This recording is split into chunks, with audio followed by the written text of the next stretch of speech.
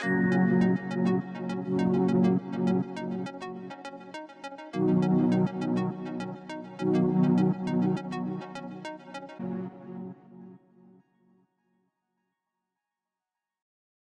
Michael Lynch. I'm the director of the UConn Humanities Institute, and it's my great pleasure to welcome you to the first of 3 events that we're holding together with UConn Reads.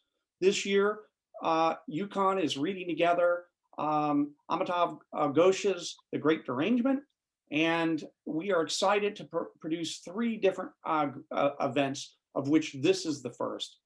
This particular event is exciting for us as well because it dovetails with our Future of Truth project, a project that, with the support of the Luce Foundation and in cooperation with the American Museum of Natural History in New York City, explores the question of, does truth have a future?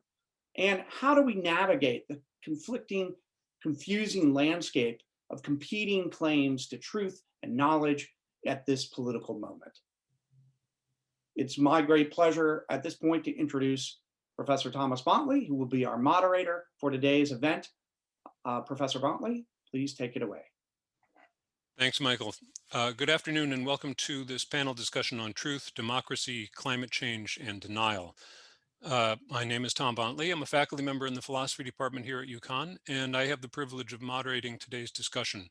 My thanks to the Humanities Institute and UConn Reads for their support of this event.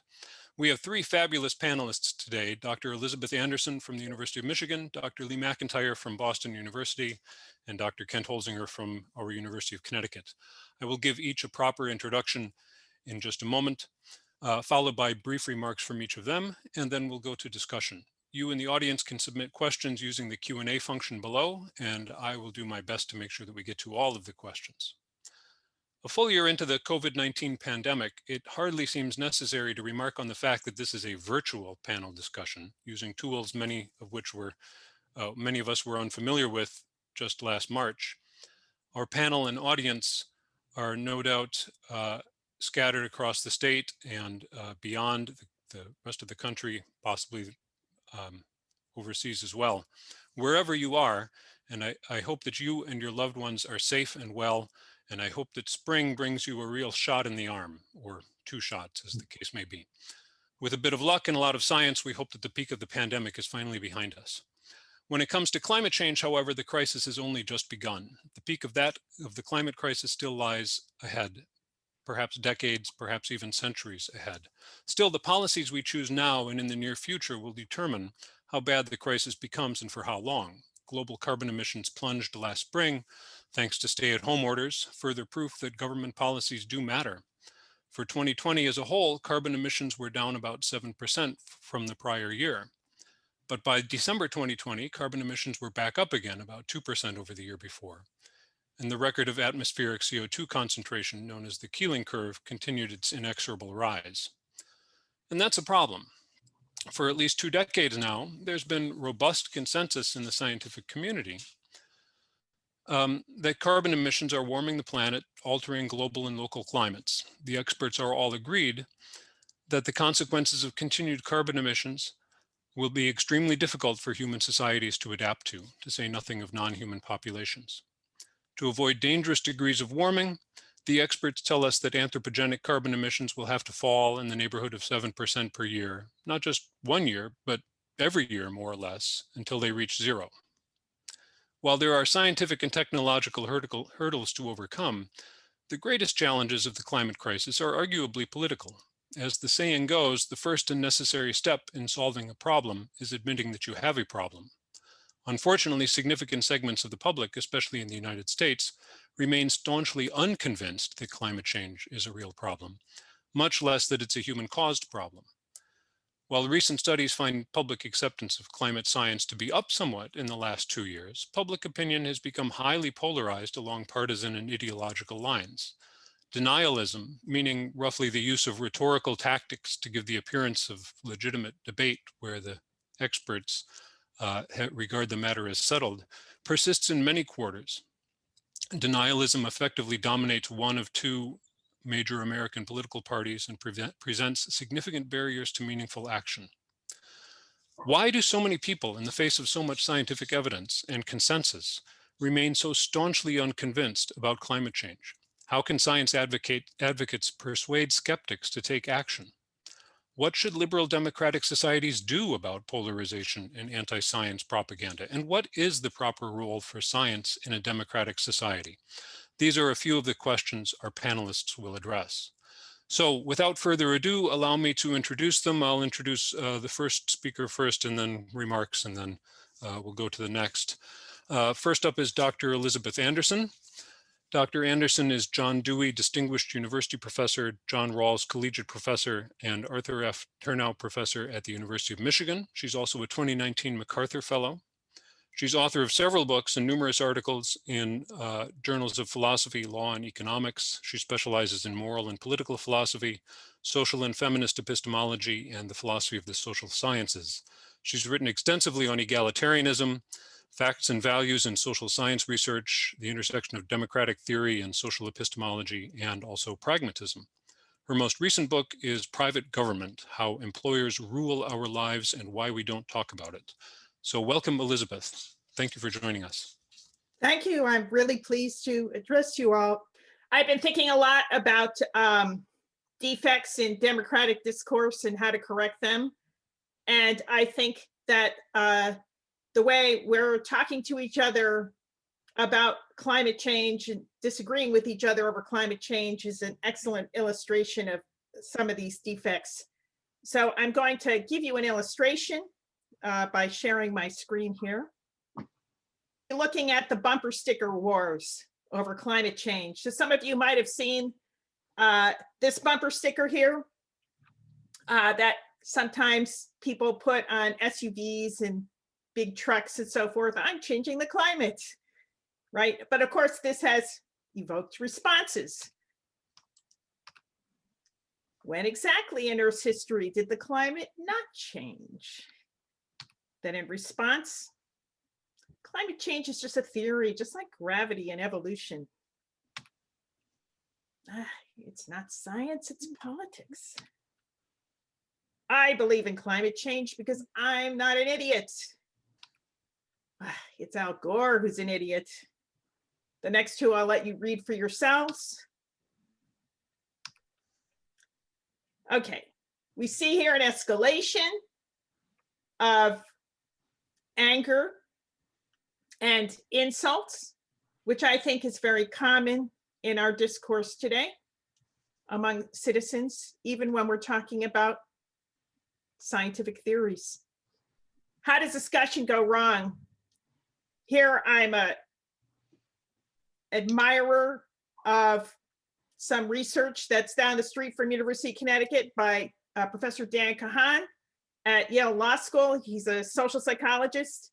And I think he has a very accurate representation of why the discourse escalates into anger, incrimination, and insults. Essentially, what he thinks is that a lot of democratic discourse is being initiated by what he calls conflict entrepreneurs. These are people who are dividing people, right, around different identity groups, who inject antagonistic means into the discourse. These are phrases, images, and ideas that represent whoever disagrees with you as stupid or evil. And that leads the demonized groups to feel that their identities are being threatened. Here, social identities, as Kahan defines them, organize around people's preferred modes of social organization, whether they think society should be organized hierarchically or in a more egalitarian way, and whether we should either be individualists and try to solve problems for ourselves as individuals, or whether we need to work together to solve problems. That would be more of a communitarian attitude.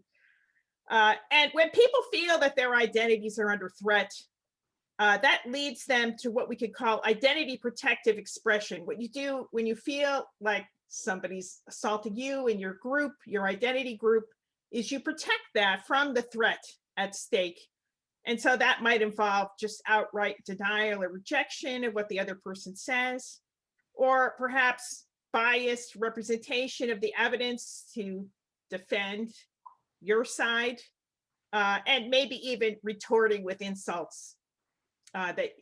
So even when somebody says something like 97% of climate scientists believe that human beings are heating the earth, the other side doesn't hear that as a scientific claim. They hear that as an insult. What, you calling me stupid or something? Right? Okay, so the question is then, how can we talk about climate change in a more productive way? And I think we can bring to discussion a democratic ethos and respect certain norms that will enable us to express ourselves in ways that enable other people to hear without feeling threatened. We need discussion spaces with moderators that basically calm down the conflict entrepreneurs and insist, like, we're not here to sow division and hatred and distrust. We are here to discuss the problems that we face. We need to avoid antagonistic memes and group labels. We shouldn't bring to science a label that this is what Democrats think or what liberals think, and avoid memes that the other side hears as insulting. And keep in mind that to have a productive discourse in which everyone's minds are open to the evidence, we have to do whatever we can to affirm other people's identities rather than to insult them or put them down or attack their identities. When people feel that their identities are affirmed rather than threatened, that opens up their minds to the evidence and enables rational discourse to proceed. How do we affirm others? By expressing trust in their intelligence and their moral integrity. We appeal to the better angels of their natures. We testify to our personal experiences with the problem set issues.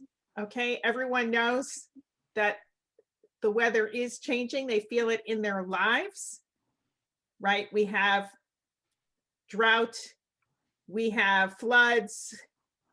These things are getting more extreme. People see that in their own experiences, and we can all testify to these things.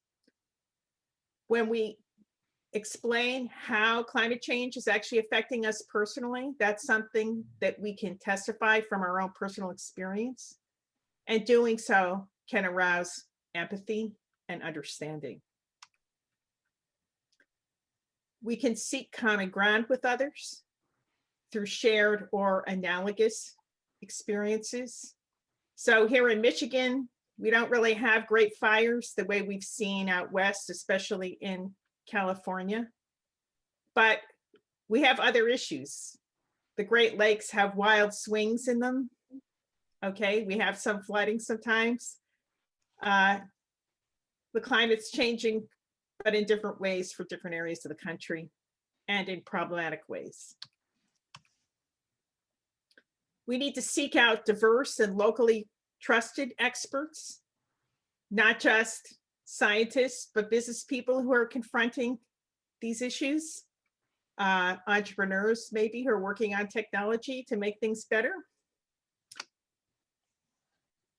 We need to affirm other people by framing policies in congenial terms. It enables them to hear that maybe there's something appealing in a greener policy world. So for instance, you can talk about the value of solar panels. You don't have to insist that it's all about greening the world, but you can talk about other enormous advantages. You can make money with solar panels. Cuts down on your electricity bill. You can sell electricity back to the utilities and make some money. It affirms your independence, your self-sufficiency, entrepreneurship, okay, values that conservatives tend to hold highly. And it's worth pointing out that many of these solutions don't even presuppose agreement on the problem. solar panels are wildly popular, okay, because they appeal to lots of values. So here we can see, for instance, on the left, we have a map that shows the percentage of adults who think global warming is mostly caused by human activities. You can see here, high degree, it's only middling range agreement with that point of view.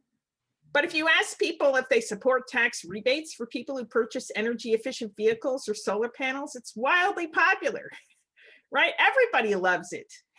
Okay, so you can sell solutions often without insisting that people agree on the science. And we should look for more cases like this, because a greener world really is a better world for everyone on lots of grounds, even without insisting on every last detail of climate science. So I'll just leave you there with those thoughts. Thank you very much, Elizabeth. That was terrific. I'm sure there are going to be many questions for you, but we're going to proceed with the remarks first and then get to questions. Next up is Dr. Lee Mcintyre. Dr. Mcintyre is a research fellow at the Center for Philosophy and History of Science at Boston University, and also instructor in ethics at Harvard Extension School. Lee is a widely published author. He writes academic philosophy and also nonfiction books aimed at wider audience. Plus, he's a fiction writer, having published a novel, The Sin Eater, a couple of years ago. His most recent book is The Scientific Attitude, published 1 year ago, and another book is forthcoming this year on this very topic, How to Talk to a Science Denier, Conversations with Flat Earthers, Climate Deniers, and Others Who Defy Reason. So welcome, Lee, and take it away. Great. Thank you very much, and thank you for having me on this panel on this really important topic.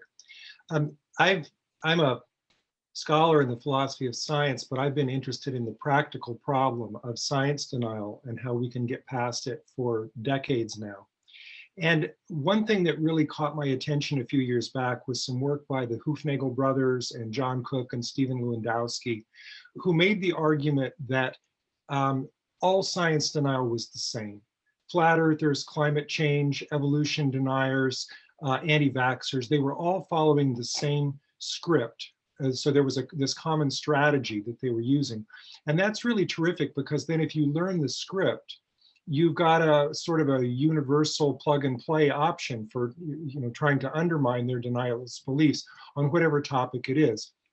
And the script is fairly easy. It's this. There are 5 tropes of science denial. First is cherry picking evidence. Second is belief in conspiracy theories. Third is illogical reasoning, and there are many different examples of that we can talk about. Fourth, reliance on fake experts and denigration of true experts. And fifth, insistence that science must be perfect. That one I find really fascinating, because most people don't really understand what's special about science. They think that scientific uncertainty is some sort of a flaw that they should be able to prove, like deductive logic does. They really don't understand how science works. So that's the common script that all science denial uses, according to these researchers. And I find that very compelling, because what the literature shows, as Dr. Anderson was just saying, is that you cannot just talk about facts. If you just present the evidence and tell people that they're wrong, then you're, as she said, you're attacking their identity. You're making them feel stupid, okay? And you're not going to be able to have a conversation with them. But these 5 tropes present an alternative, right? They present this idea that it's not just, you don't just have to talk about the facts. You can talk about their reasoning strategy, right? You can talk about the things that maybe they don't even know that they're doing, the techniques of reasoning that they're engaging in. And the important point here that I want to make is that if you just talk about facts and just kind of, you leave it there and with what they call the information deficit model, right? Here are the facts, and if you're not an idiot, you'll believe it. That doesn't work. What does work is personal engagement. The anecdotal literature shows that people do change their mind about vaccines, about climate change, and about other science denial topics, but they always do so on the basis of trusting relationships with someone who took the time to be patient, to listen, to be empathetic, and to share with them the facts, the content, if that's what they want to do. Or they could talk about why cherry picking is so bad, or why conspiracy theories are so dangerous, et cetera, et cetera. Okay. So once you've engaged with somebody personally and begun to build that trust, then you can engage in dialogue with them and begin to question their beliefs in subtle ways and get them to doubt. And that's the key. Now, I've been an academic for a long time, but I thought, I'm going to get out there and try this. So I went to the Flat Earth International Conference in Denver, Colorado in November 2018. And I wanted to start with them, not because flat earthers are more dangerous than climate change deniers, to the contrary.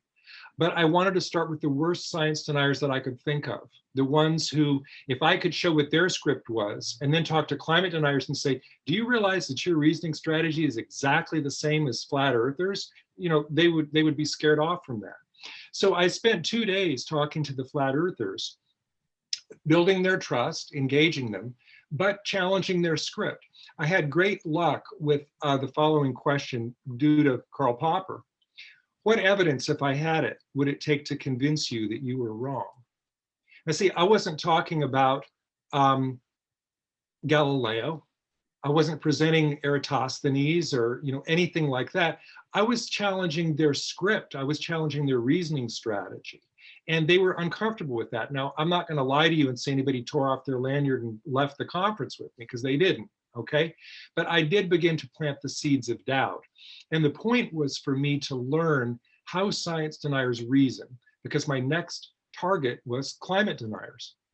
So first thing I did was I took a trip to the Maldives, most threatened nation to climate change in the world, because the flat earthers convinced me that science deniers are not they're not convinced by facts unless you've seen them. Okay, if I said, well, if you go below the equator, you'll see different stars, they'd say, have you seen that? So I wanted to see firsthand coral death. That was my point. I wanted to talk to the Maldivians. So I went out in the Indian Ocean on with a marine biologist and did some scuba diving and saw snorkeling, and saw coral death. The most interesting part, though, was when I got back into the boat and I spoke with the crew who were native Maldivians. And I said, well, so you guys must learn all about climate change from, a young age. You learned it in school. And the kid, who's about 17, 18, he said, sir, outside the Maldives, no one cares about climate change. And that broke my heart. I came back to the US and I set up an appointment to talk to coal miners about climate change. So I went up to rural Pennsylvania, coal country. And the joke was on me. The folks, I had this, friends of mine handed out leaflets. We were gonna have a meeting for a conversation about climate change. Miners were welcome. 3 coal miners showed up. They all believed in climate change. Now, my question for them was, but wait a minute. If you think that climate change is real, how do you square that with the idea that you're going down into the mines every day and hurting the environment, And they said very interesting thing to me, which was that it was about feeding their family, that it wasn't that that miners were fatalistic. And they were good. This one guy in particular said, I go down to the mine every day and risk my own life. So, of course I'm concerned about the planet. Of course I'm concerned about my grandkids, but again, fatalistic. That made me question whether climate change denial is really about belief or whether it's about caring. Okay, because remember what that kid on the boat in the Maldives said to me, no one cares. And after that conversation with the coal miners, it's not that they didn't care, it's that they didn't really have an option. And so I could go out there and change the mind of every climate change denier in the world about their beliefs. That wouldn't necessarily change their actions. It wouldn't necessarily solve the problem that we face today. I'm convinced after that trip that the solution is not just to change beliefs, is to enlarge people's circle of concern. You should have seen those miners when I began talking about the Maldives and the kids on the boat in the Maldives. I was talking to 3 coal miners, and I told them about the conversation with the 3 kids on the boat in the Maldives. Their circle of concern enlarged right before my eyes. So we've actually, in some ways, this is good news, because personal engagement is how you change people's beliefs, but it's also how you change what they care about. But it's sort of bad news too, because now we've got 2 problems. Because even if we have this magical formula to change the beliefs of all of those climate change deniers in Congress or wherever you like, it still won't necessarily change the problem, because the problem is to get them to care enough to do something about it. That's where I'll leave it. Thank you, Lee. That was fantastic. We're going to go next to Kent, and then we'll open it up for discussion. Dr. Kent Holzinger is Board of Trustees, Distinguished Professor of Ecology and Evolutionary Biology here at UConn, as well as Vice Provost for Graduate Education and Dean of the Graduate School. His research focuses on evolution and the genetics of plants. He studied the evolution of plant mating systems, explored basic principles of ecology, evolutionary biology, and systematics, and how they should influence conservation decisions, and developed statistical methods for analyzing genetic diversity in spatially structured populations. And he's also published in philosophy, which was a necessary condition for being on a humanities panel. No, not really. But anyway, thank you. Welcome, Kent. Please take it away. Thank you, Tom, for that introduction. And it's, as the other panelists have said, it's wonderful to be here this afternoon and share in this discussion. I'm going to try and answer 3 questions in my brief remarks, all focused on scientists, and starting with what have scientists done wrong? Because I think what we've seen already are some examples of what scientists have done wrong. And the most fundamental thing we've done wrong is we haven't taught science well. We have taught science as if it were a collection of facts rather than a process that is followed to arrive at reliable knowledge. And so we do teach the scientific method, but we teach it as if it's a single individual who has a brilliant hypothesis, designs an experiment to test that hypothesis, and then reaches a conclusion. But of course, the key to the scientific process is that the results are based on reason and evidence, and not reason and evidence that are sufficient to convince me, but consistent to convince the scientific community. So it takes a village and a process to build science, because we as individuals are fallible. We all make mistakes. We all have misconceptions. We all misinterpret experiments and the results of them. But collectively, we can reach something that is closer to the truth. And then the reliability of scientific knowledge is established provisionally through this process of review and presenting evidence that convinces others. So that's the first thing we got wrong. The second thing we get wrong, as has already been alluded to, we tend to think that if we just present the facts, that's sufficient to persuade. I tell you that CO2 in the atmosphere absorbs infrared radiation that is re-radiated from the Earth, and that therefore that will lead to an increase in temperature. And I walk away believing that's sufficient to convince. But as we've already heard, it isn't. And perhaps most importantly, we tend to think that facts and facts alone determine what political decisions should be made, when of course political decisions depend on ethical and moral values about what is desired as well as what is possible. And so the things we can do better are to actually address some of those things. And first, that involves recognizing that political debate is often more about the values that we hold and the kind of world in which we want to live than about the facts per se. Arguments about the facts become an excuse for or a distraction that allow us to avoid the hard discussions about what we value. Also, as has been alluded to, political debates tend to, especially in these highly polarized times, depend very much on our identity as individuals and the group with which we identify. And that leads, especially paradoxically, among educated people, to motivated reasoning. So Dan Kahan's work has already been mentioned. One of the things he demonstrated is that the more highly educated people are, the more divergent they are on whether they believe that climate change is contributed to by human beings. And that's because we are able to find evidence that supports our prior beliefs.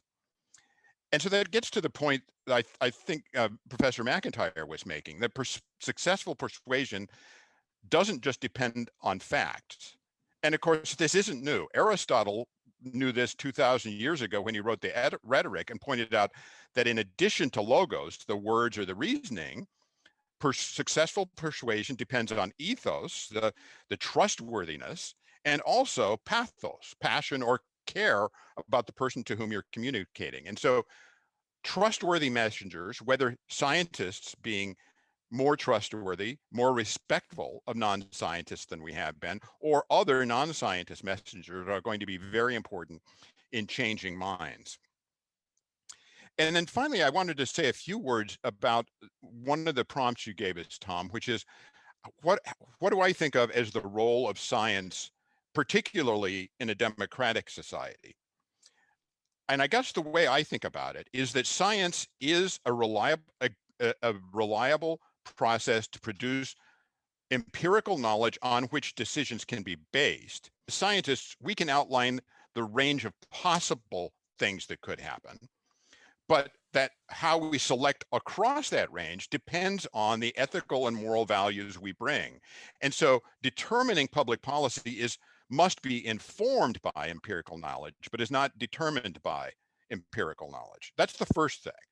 But ethics and values have important role beyond that, because it's not just, picking among a set of alternatives that have been identified. It's also saying certain types of research are outside the bounds of what we are willing to do. The paradigmatic examples being the experiments of Nazi doctors on prisoners in detention camps, or the Tuskegee experiment on syphilis in African American men in our own United States. And so there's certainly limitations on the kinds of research that we'd want to do, but also it's become increasingly apparent that with something as basic as health research, societal values have to play an important role in determining what kind of research is done. To what extent should we invest in learning how better nutrition can improve health versus investing in research that could produce drugs that alleviate health conditions? And also, when designing experiments, it's vital to ensure that the populations that are intended to benefit from these reflect the populations that are included in experiments. Until very recently, clinical trials were based almost entirely on white males. And so the dosages, the conditions that were considered important were those that were important to white males in Western European societies. And that's, as a result, we have very good treatments for people who fall into those categories. But if you don't happen to fall into those categories, it leads to great disparities. And so I guess finally what I'd say there is that, in my view, the process of science in a democratic society then is a social affair into which all aspects of society have some care and should have some input, because the society invests billions of dollars every year through the National Institutes of Health, the National Science Foundation, Department of Energy, and elsewhere in various forms of scientific research, because we believe that research leads to some collective benefit. And so that collective benefit has to be judged by the collective that is for whom it is intended as a benefit. So it should be a collective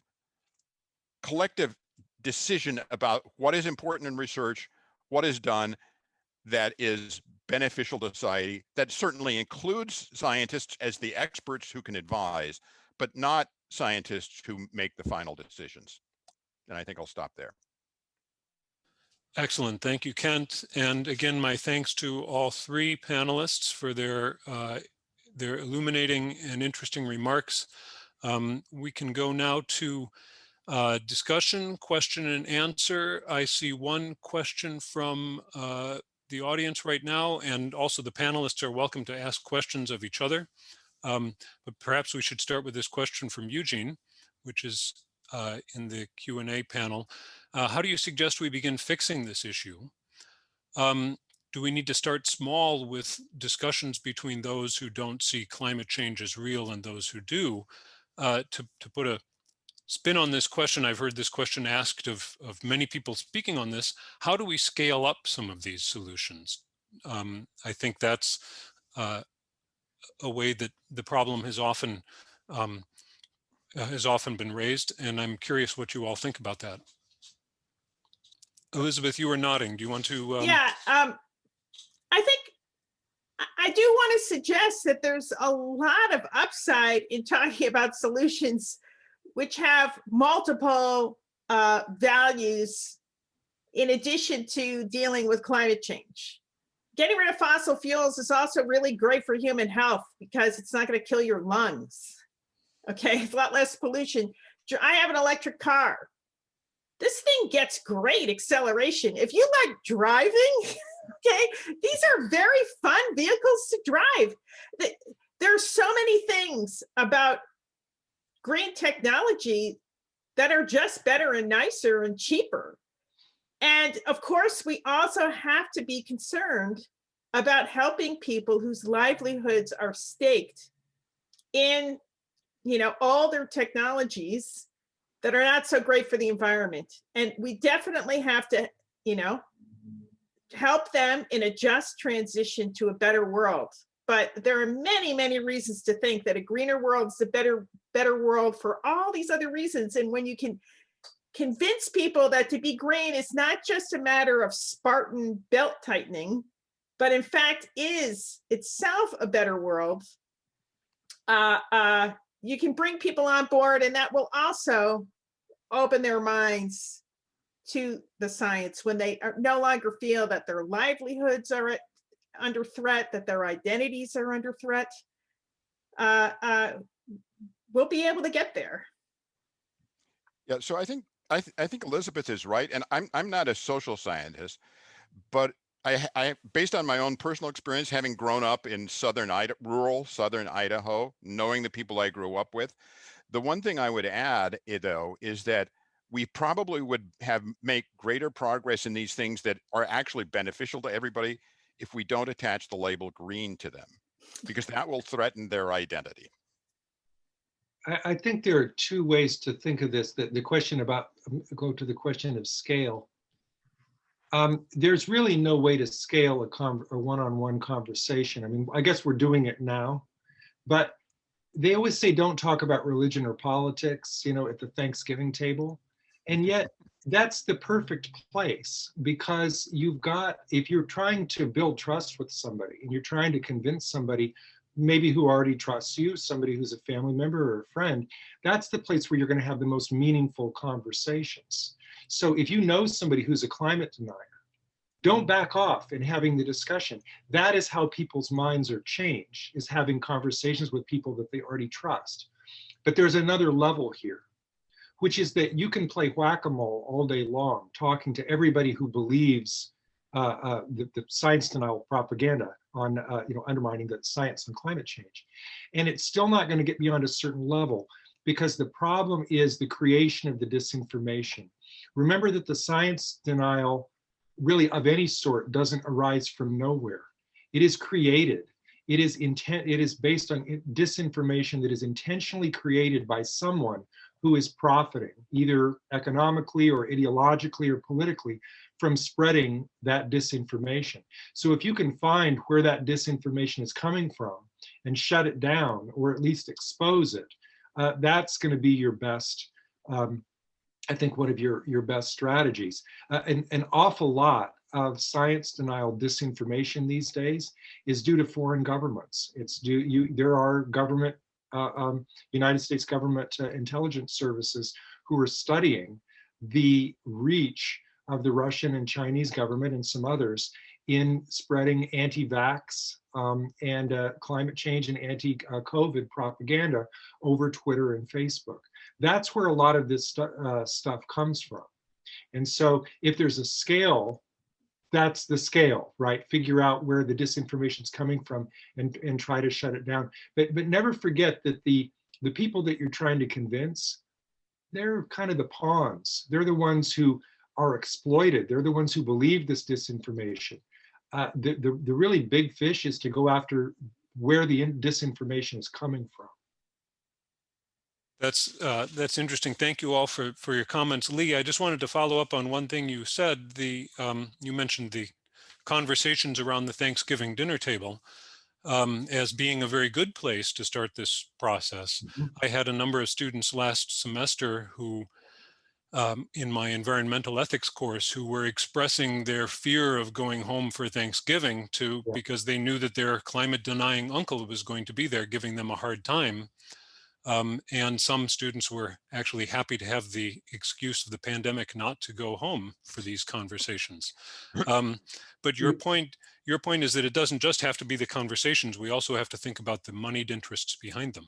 We do, but we need to do both. I mean, don't shy away from the conversations. If you want to get yourself feeling more confident, Google the anecdotal literature of the people who have changed their minds on anti-vax, on climate change.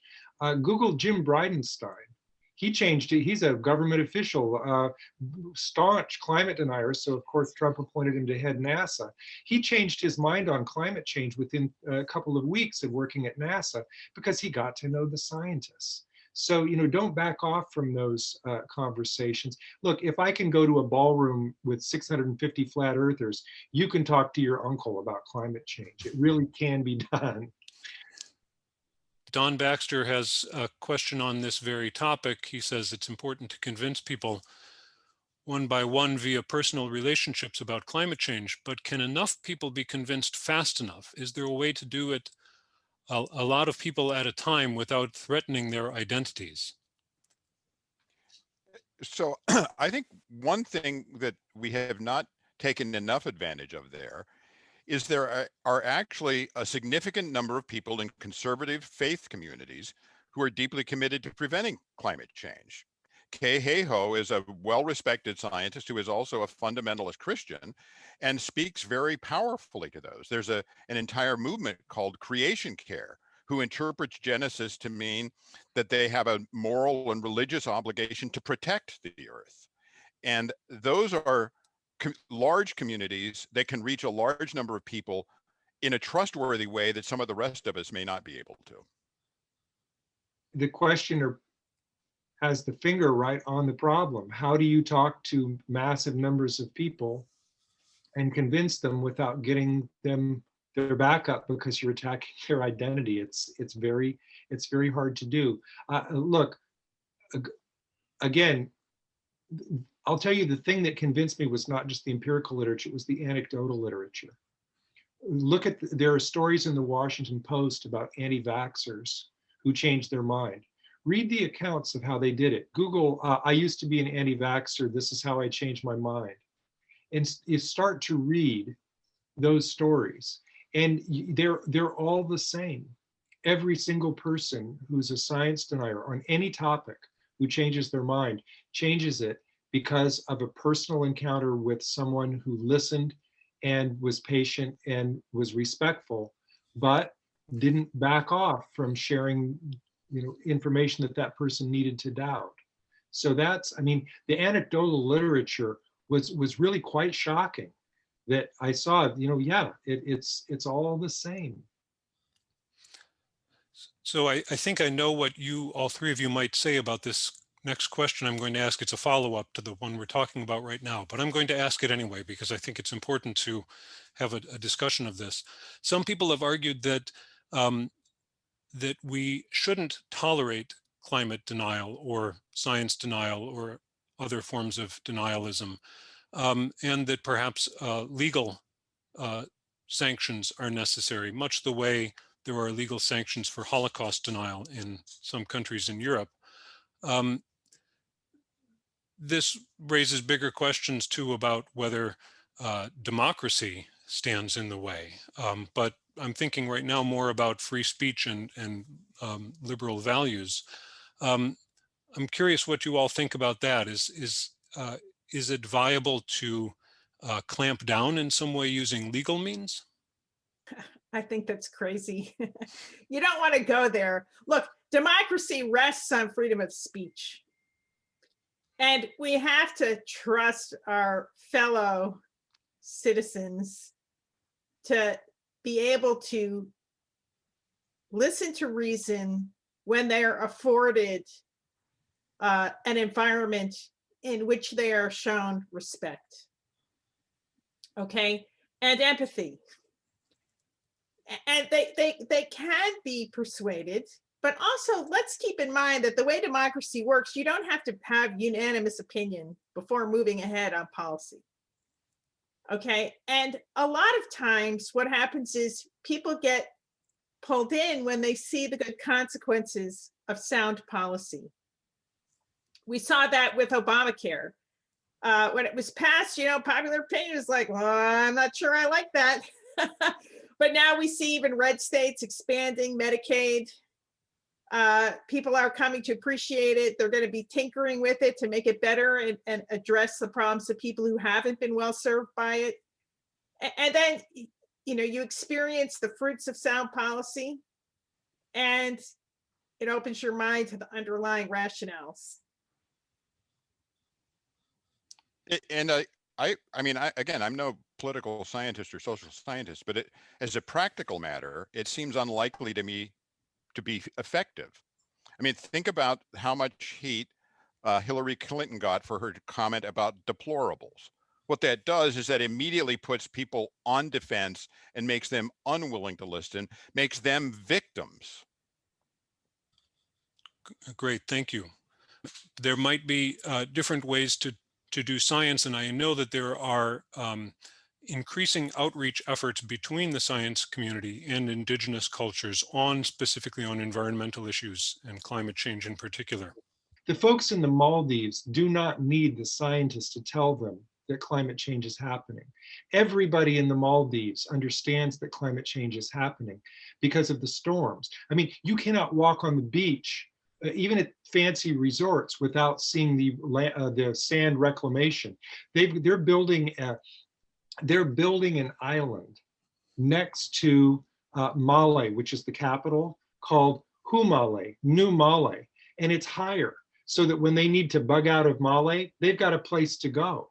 I mean, this is such a serious problem that everybody there can see it.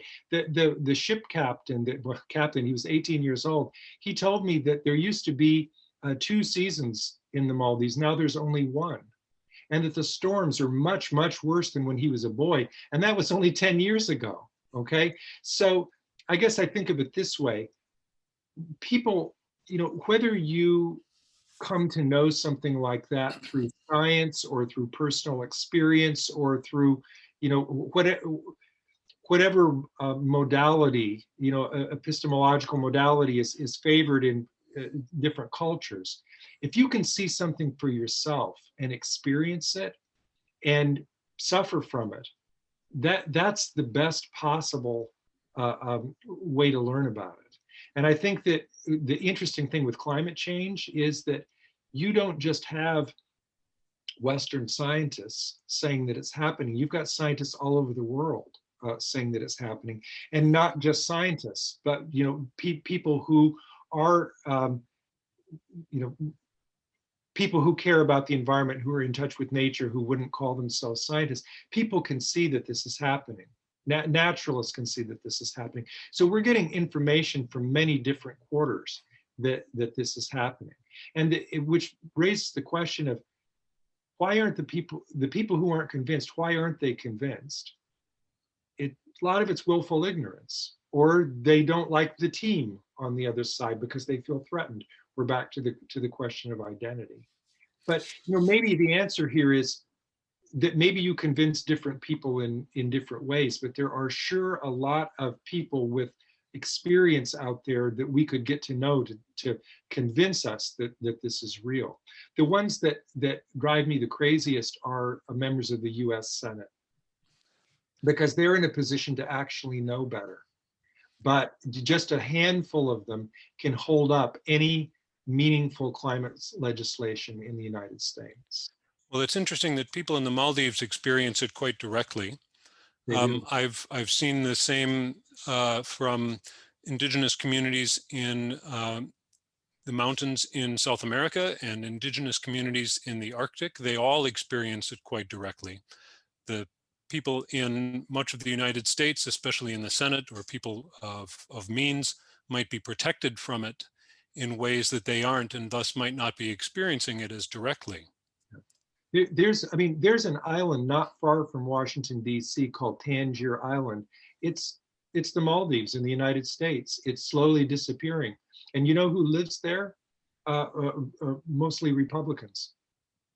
It's an injury. There's a book about it. I forget the name of the book, but it's called the name of the island is Tangier Island, and they're in a crisis. It's going to be uninhabitable. The Maldives is going to be gone in 20 or 30 years at the rate it's going. Tangier Island will also be gone. Regarding the coal miners, I wanted to ask this question. I think I want to direct it at Elizabeth, if that's okay. It seems to me that a lot of what's going on here is that as Lee reported anyway, these coal miners understood about climate change. And they didn't seem hostile to people in the Maldives, but they seem to be overwhelmingly concerned with putting food on the table and feeding their children. To what extent does capitalism, our larger economic system, prevent people in this country from caring about broader issues in general, but climate change in particular? Are we trapped within our economic system? Well, I want to stress that there are varieties of capitalism.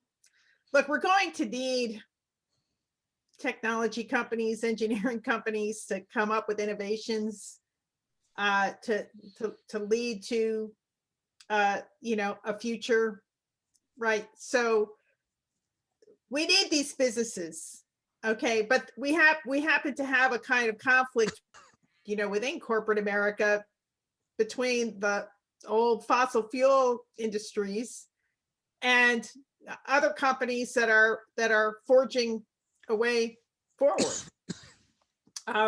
with alternative energy and so forth. So this is where you bring in public policy, right? Both to provide appropriate incentives to move to a greener future and to help people transition from dependence on fossil fuels to a better world. And we can mobilize those resources. We're a very wealthy country. I think the biggest thing that we have to do, though, is to get global cooperation. The rich countries can't achieve that unless they take the initiatives and bear the initial costs. Because you can't tell a very poor country that they have to, transition, right? That without the big emitters doing not just their share, but really more than their share. The technology is going to be coming from the rich countries, and we have to share it very broadly to enable the whole world, including the Maldives, right, to survive and move to a better future. They're working on it. They're moving toward being carbon neutral. The sad thing was that they have to spend so much of their money on and carbon footprint on air conditioning for the visitors, who then pay an enormous amount of tax into their sovereign wealth funds so that they can afford to build another island to move to when Malé is wiped out. It's very sad. In the Q&A panel, Headley writes, "It seems to me that many climate deniers, for instance, oil company executives, are fully aware that the crisis is real, but perceive it to be in their interest to adopt the position that our actions do not influence the climate." How do we effectively demonstrate that a lie is a lie? So I think one of the things Headley's pointing out here is that climate denial happens at different levels. There are the people that Elizabeth called climate entrepreneurs or conflict entrepreneurs. I forget exactly the terminology that she used. There are There are people who might be acting in bad faith, knowing that they are spreading misinformation, and then there are many people who echo it and repeat it. How do we effectively get to the bottom of the what you might call here the big lie? Sometimes the cynical people who start out in bad faith come to believe the lie. That's the problem. If your entire identity and salary depend on the lie being true, and you state the mistruth often enough, I think there's actually some evidence from the psychological literature to show that people begin to believe it. Robert Trivers wrote a terrific book a few years back called I can't remember it. It's Folly of Fools, I think. The Folly of Fools, in which he argues that the best way to lie, to become a better liar, is to lie to yourself. So I don't think there are just people who are gullible and people who are in bad faith. I think there's a more porous border there than you might imagine, that if they keep spreading lies, they begin to believe it. Or they're so And I think, if I could follow up on that, if you haven't read the Naomi Oreskes and Eric Conway's book, The Merchants of Doubt, you should, because they make a very good point that the primary people behind a lot of the climate denial are the same people who were behind denial that cigarettes were harmful. And what seems to be their motivation is, in both cases, they saw the only way to address the problem was to significantly infringe on individual liberty.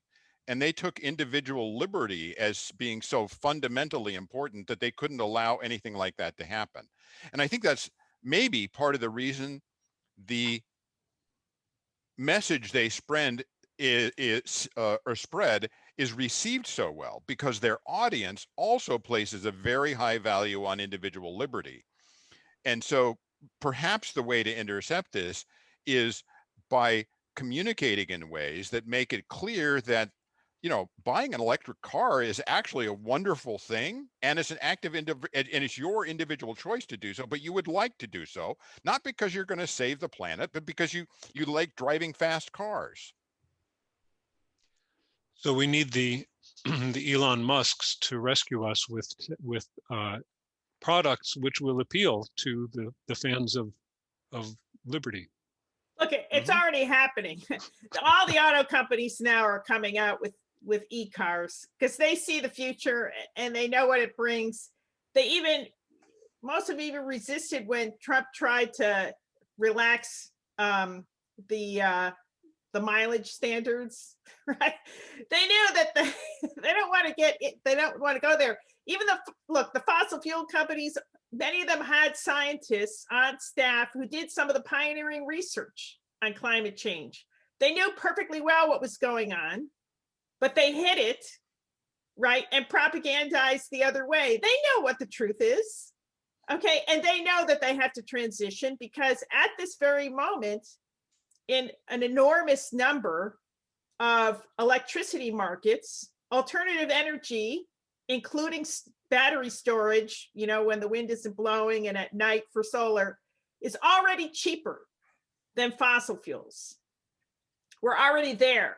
I mean, so the market is already moving in a better direction, and sound public policy can make it move quicker, and people will get on board when they see that there are so many additional benefits to moving forward, and you can jigger policy to make those benefits even bigger, especially for people whose livelihoods are still staked in older technologies. I agree with that. To play the devil's advocate for just a moment, though, there are trillions of dollars locked up under the ground in oil alone, not to mention coal and natural gas. So even with new technologies, there's going to be somebody who looks to exploit this ready source of cash through extraction industries, won't there be? Is this something that we can innovate our way around by rendering the fossil fuels obsolete? And if they're obsolete, they lose their economic value, or will that take too long? Well, you know, we're already finding that a lot of the fracking companies are going bankrupt. It doesn't seem as if they have such a sustainable business model. I think there was a big speculative boom, but that I really don't think that that's, even if you're just looking at where the market is right now, without additional policies, I think fracking is already starting to get tapped out. One problem though might not just be replacement of one fuel with another for the current demand, but increasing demand, right? Because I mean, that's part of it. The thing that I'm actually quite worried about is China, because if you look at the surveys on science denial, China falls at the bottom. They don't have a lot of climate deniers in China, but they're the number one polluter. I mean, by far the most greenhouse gas is from Chinese coal. I think 14% of global emissions are due to Chinese coal, and that's from development. That's from, you know, increased economic activity and development. So even if we do come up with replacement fuels, I find that very concerning, that it's just going to be too interesting that, you know, there's all this stuff still in the ground that we could still use to grow the economy. I grew up in Oregon, and I just remember all of the old growth timber coming down because of the companies saying, you know, well, let us do what we know how to do. Well, you know, can you leave a few trees while, you know, in the meantime, you know, they didn't want to do it sustainably. They wanted to take down the old growth because that was what was there. And I'm afraid that same mentality is going to exist for coal or oil, or, you know, whatever. If it's there, you know, we're eventually going to get to it. Maybe if we could slow them down. It's the, you know, because part of it's also the pace, right, at which this is growing. Well, Lee, your point about China raises two quotes. First of all, it's a good segue to John's question, which is here in the Q&A panel. Climate change is a global problem. Are the approaches discussed today applicable worldwide, or are separate approaches needed to be tailored to each culture? That's one question that it raises for me. And the other one, of course, is about global justice, given that countries like China developed late, largely because of the legacy of colonialism and imperialism. It hardly seems fair to try to hold them back. Perhaps there's a way to provide alternative paths to economic development, to use the term, which I think is find problematic and loaded language. But is there a way around this problem, and do we need different solutions for different cultures and different countries? I want to stress that if we look in particular at China and India, they have some of the worst air pollution in the world. And hundreds of thousands of people die just of lung disease because of the how severe the air pollution is. China itself, you know, it is a dictatorship, but they do in fact keep tabs on popular opinion. People are not allowed to congregate and protest over these things, but they do know that in fact an absolutely leading concern of the Chinese themselves is how horrible the air pollution is. They're on it. They are rapidly transitioning. They have huge, I think the biggest capacity of all countries, both in solar and wind, because they know that it's a practical emergency. And they're also suffering severely from desertification, which is a result of climate change. You know, they have 1 billion people they have to feed. Desertification is a really grave problem. I actually worry a bit more about India. I think they are less prepared than China to deal with it. They have this huge contract with Australia for coal. That appears to be almost entirely a product of corruption. A very powerful political family has all these coal-fired power plants and they want to make profits that way. We really had to get on top of that because India, if anything, has worse air pollution, deeper poverty, but also is going to be under much more severe stress from climate change. What happens if the monsoons stop coming? And they have more than 1 billion people to feed. Right? They have to wake up to reality. But if you get the United States, Europe, China, and India on board, that's like a huge percentage of all the emissions out there. I don't know exactly what it is, but it's extremely large. You're right. Those are the key players.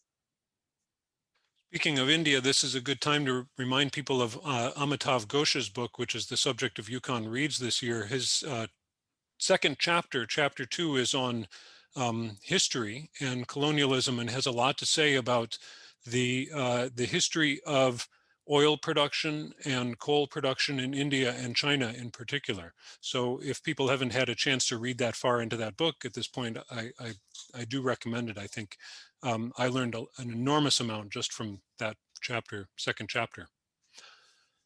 I want to see if there are other questions right now from our audience, or any questions that our panelists would like to pose for each other or for the audience, either way. I guess I don't know whether this is a question for the panelists or the audience or just a topic that I worry about. I guess the parallels between climate change denial and COVID denial concern me, because I thought that when COVID happened, it was gonna, you could see that there was gonna be some denial, you know, how it was gonna work because it was being politicized. But the lesson that came out of that for me, the thing that concerned me about COVID denial, was that the extent to which we couldn't even get people to worry about their own health in the present moment. And if that's true, that means that we're all sort of like the coal miners, right? Because we're all fatalistic. You know, we're not looking at the lesson. I mean, how are we going to get global cooperation for something as massive as climate change if we can't even get people to put on a mask to save their own life? That sort of thing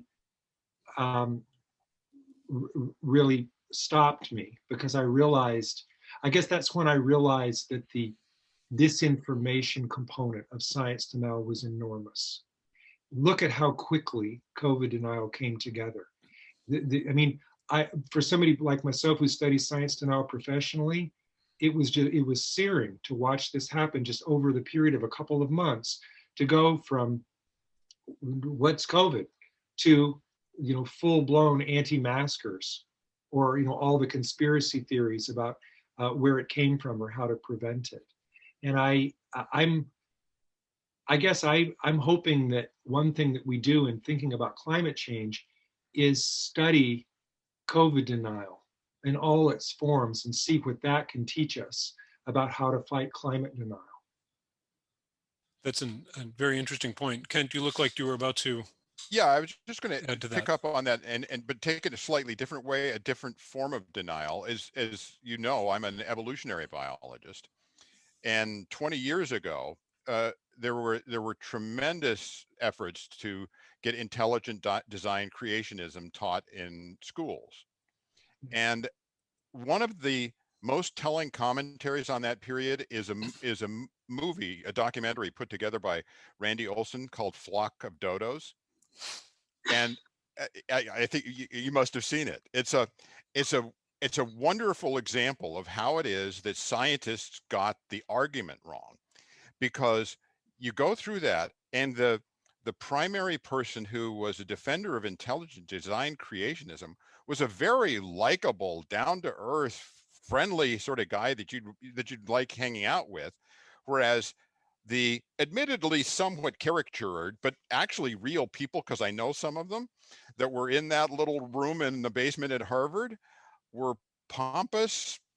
I'll leave the word blank, but they were very pompous. And it just showed, you know, they were dismissive of and That's exactly what was wrong. And so that's what the thing we have to avoid here is that many people who, you know, leave aside the oil company executives and the people who originate this, as Lee said, the, you know, the coal miners, the other people, they're, you know, they're good, decent people. They're just, and they have a particular set of values that they don't see how it lines up with this, but disrespecting them is not going to help us convince them. That's totally right. 100% right. Look, people have their values and their perspectives. Okay. And that's why I think we have to pay attention to framing. So picking up on Lee's point about COVID, here in Michigan, there's a lot of disputes over mask wearing. Now, we also have to admit that the CDC was not fully honest when they initially told people, oh, don't go for masks, you don't need them, when in fact, what they were trying to do is conserve masks for healthcare workers. Well, if it helps healthcare workers, why wouldn't it help ordinary people who are in contact? I mean, it really was not rational for them to tell the public. It was dishonest. And, you know, scientists have to tell a straight story. Now, under the Trump administration, the CDC was compromised and politicized in various ways, and they were not free to be fully honest with the public. And that was really bad, but now they have a big issue here with building trust that was undermined by the previous administration. But we also have to focus on what are the values that make people resist masks. And a big one is men think it's kind of a sissy thing to do. I'm not afraid of a virus. and that's why I think we have to reframe the importance of wearing masks or getting a vaccination. It's not so much because the nanny state is treating you like a little boy who can't make choices for himself, right? That's not the right way to think about it. We can reframe the issue in a manner that's compatible with a masculine identity. Men are supposed to be protectors of their families. And if they're carrying a virus around, they could be dangerous, right? And so good idea to get vaccinated, to wear a mask, because that's a way for men to fulfill their role as protectors of other people, right? You can reframe these things. You don't have to attack people's values when you can reframe what's important. Everybody wants to make sure that their family flourishes and is healthy, right? Everybody wants that, okay? And you can reframe the issue in a way that's compatible with people's values. This relates to one of the questions in the chat. The denial assumes that there's no threat to my survival. The sense of the butterfly effect may be an effective idea. I think the thought here is that there are threats to individual survival, and people are not necessarily aware of it and not thinking of it in those terms. So for some individuals, would it help to frame it in terms of how it threatens them personally, given that they don't see it? I think it's more a matter of how they should be helping other people, right? You know, you're going to drive 90 miles per hour in a school crossing zone because of liberty? I don't think so, right? I mean, there are ways to explain things to people. And let's keep in mind that, you know, climate change, people do know at some level that things are different. A few years ago, I gave a talk at Southern Methodist University in Dallas, Texas. When I arrived, my host had to run off because there had recently been unprecedented rain in Dallas that penetrated the very thin soil there. And then there was a kind of jiggling of the soil that dislodged the natural gas pipes and led to homes in his neighborhood exploding. Okay. Now, okay, they don't like to talk about climate change in Texas. They talk about fluky weather, but they know it's happening. And they know actually that this is personally dangerous to them and their family members and their neighbors. And in fact, they are taking action. You know, Texas is the leading wind producer. Yes, and I know we had this big freeze and so forth, and you have politicians who are claiming it's all due to alternative energy, but they know perfectly well that that is not true. Wind turbines work perfectly well up north because they've been winterized. Natural gas pipes froze in Texas because they hadn't been winterized, right? And the coal piles in the remaining coal-fired power plants were all frozen, and consequently, the coal-fired power plants also went down. People in Texas are aware of that. Okay, they're not being fooled, and they know things have to change, and they are changing.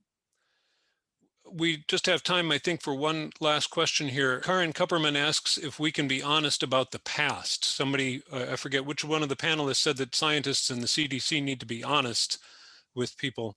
But can we also be honest about the past? Karen works on 16th and 17th centuries when the Northern Hemisphere experienced the Little Ice Age. How do we talk about past climates without seeming to fuel climate change deniers? Any thoughts on that, Kent? Yeah, I'll take a stab at it. I mean, my understanding of the climate record, if you look at it, is yes, there was a little ice age. Temperatures were cooler. I don't remember how much cooler. But if you take a long view of history, of what we see is that we haven't seen temperatures, average global surface temperatures like what they are now in millions of years. And in particular, what we see is that the dramatic recent rise in global temperatures since the early 20th century coincides with an equally rapid rise of CO2, which is just what Arrhenius would have predicted in the 19th century. Right, good, thank you. So we need to think about how it fits into a larger model and might actually confirm the current hypothesis about climate change, not threaten it or make it appear that to provide grist for the climate deniers' mill. There's one other small point to make here, and I think goes back to something that Kent said. Science is not perfect. Remember, that's one of the tropes that the science deniers use, that science has to be perfect. There's a certain baseline level of uncertainty in science, which is a good thing. It's a strength of science. It's how they learn from new evidence. So all the people who are climate deniers because they say, well, prove that it's true, you know, they're misunderstanding science. So they're not just misunderstanding the fact of science, they're misunderstanding how science works, how evidence works, how warrant works. And I think that part of what we can do is educate them about that, where scientists are not ashamed of uncertainty. It's part of how they do their work, so that you don't get people saying, oh, but what about those 3%? You know, that's just not, shouldn't be fueling the deniers in the way that it does, because they think, oh, you know, science has to be certain and proven, but that's not how science works. I want to point out also, picking up on Lee's point, that error bars go in both directions. Yeah. It could be that science is overestimating climate change, but it could be that the best models we have are underestimating what's going to happen. And we have to ensure against even worse outcomes than our best predictions. In fact, that very thing has been argued recently by Oreskes and Dale Jamieson and a few other people in recent papers, that there are systematic reasons to think that we are underestimating the problem and the pace of climate change. Well, I believe that we're running out of time here. So there are a few questions left in the chat. I will personally try to answer and reply to any questions that were not answered right now. But I want to take this opportunity to thank our three panelists who I think did a marvelous job. This was a great conversation, and I really appreciate your time and presence here today. And again, I want to reiterate my thanks to Michael Lynch and the Humanities Institute for their support for this event. And thank you, Tom, for a great job moderating. Join me in thanking all these great panelists. This was a really great discussion. And thanks again. And enjoy the rest of your evening. Thank you.